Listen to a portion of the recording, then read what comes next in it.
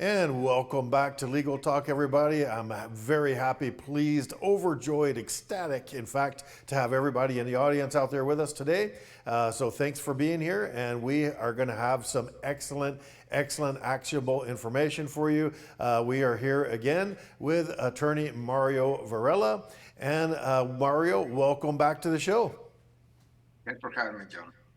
Yes, sir, absolutely. So, talking a little bit about international business, and I know this, we live in a world today where things are more and more internationally focused. And so, everybody needs to, kind of understand what's going on with that. And so, diving right in, what kinds of considerations are there for businesses that are going to operate internationally? The first one, of course, would be to get familiar with the legal environment of the country where the uh, company is trying to move into. If we're talking the U.S., I think it's very important to contact a business attorney, someone who can provide some guidance and explain an overview of the legal environment for new companies. There's a certain number of things, for example, starting with the how the company would be registered in the US. For example, in Texas, we have several forms of business entities that need to be formed and registered with the state. And some of those are starting with sole business proprietor. Then we have partnerships, limited liability companies. We have corporations. So it's important to decide upfront what kind of entity we want to work with. And after that, there's a number of things, of course, depending on the kind of business, whether there's any regulations that tell us where we can set up the business and whether we will need any permits, any whether there are any restrictions. Of course, if we're going to be hiring personnel, we need to look at the employment laws for the state or for the place where we're going to be working in. So again, there's a number of things that really need to be addressed and covered and planned, and we need to have a good understanding of how they are different from our countries where the company is operating. Right. Very important, man. I mean, you got to, if you're going to cross those international lines, you got to be aware of the legal environment and you got to know what are the rules on both sides of the border. So it just adds a bit of a degree of complexity to things. Now, big businesses like, Microsoft or Apple or, whatever, they have their own teams and teams of in-house folks that will take care of compliance type of issues and stuff. But in particular, let me ask you this now. Let's say a business is doing business internationally. How do the international trade laws affect small and medium businesses in particular? Well, first of all, the business needs to get familiar with import and export regulations. Countries, many times they have treaties and also certain restrictions, and sometimes they change with time. So it's really important to get an up-to-date understanding of the restrictions and regulations for doing business between the two countries. It could be importing any sort of type of goods, could also be even intellectual property. There are certain things that we need to take into account. For example, the US government is very careful with intellectual property and sharing knowledge what they call the U.S. calls it exporting knowledge, whether we do it knowingly or unknowingly to other countries. So of course there are certain countries that are in a blacklist. So we and also for each kind of information needs to be classified as far as whether it's uh,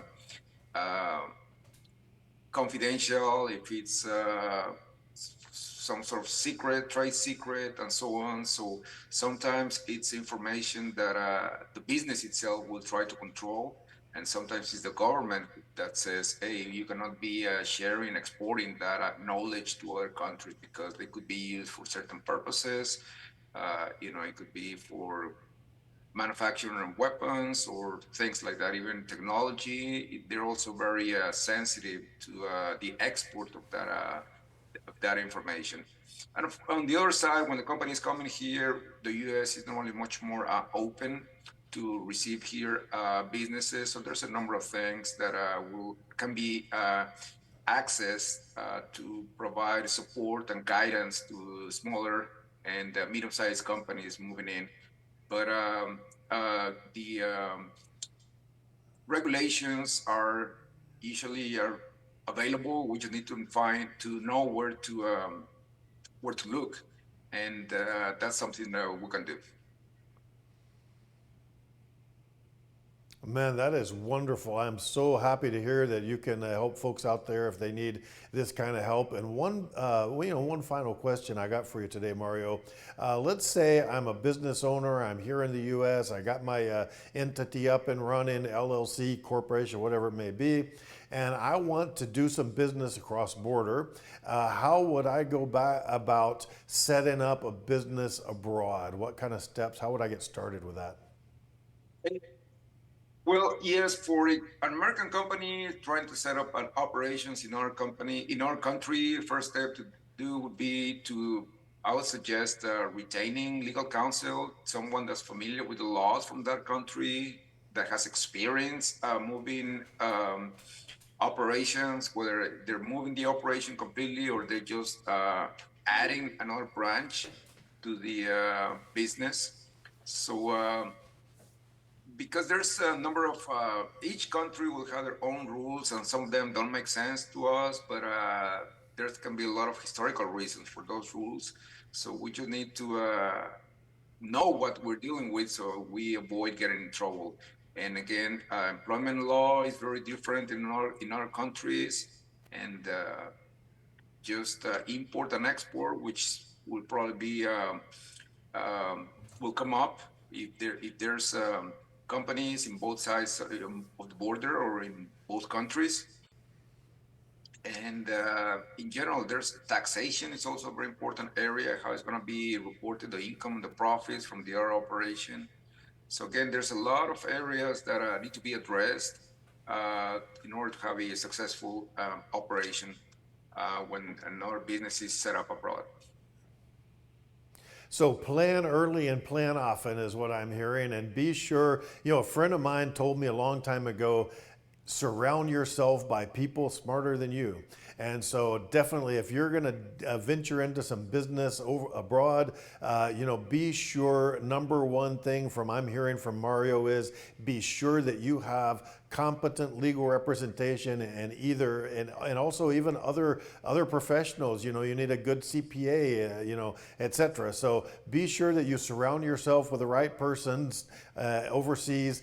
Don't be penny wise and pound foolish and try to cheap out and not get all the proper assistance that you need up front. And I think that is going to serve all of you well out there. And so Mario, thanks very much for all that wonderful knowledge that you provide for us. Thanks for being on the show. We always appreciate it. You're always welcome here to be on the show with us. Please tell everybody before you go, how can people get a hold of Mario Varela, Superstar Attorney? Yes, thank you. Best number to call us would be 713-684-3550. All right, that is wonderful, Mario. Well, thanks again for being here, and thanks everybody for tuning in. We will go to a break and be right back with more legal talk right after this. Thank you.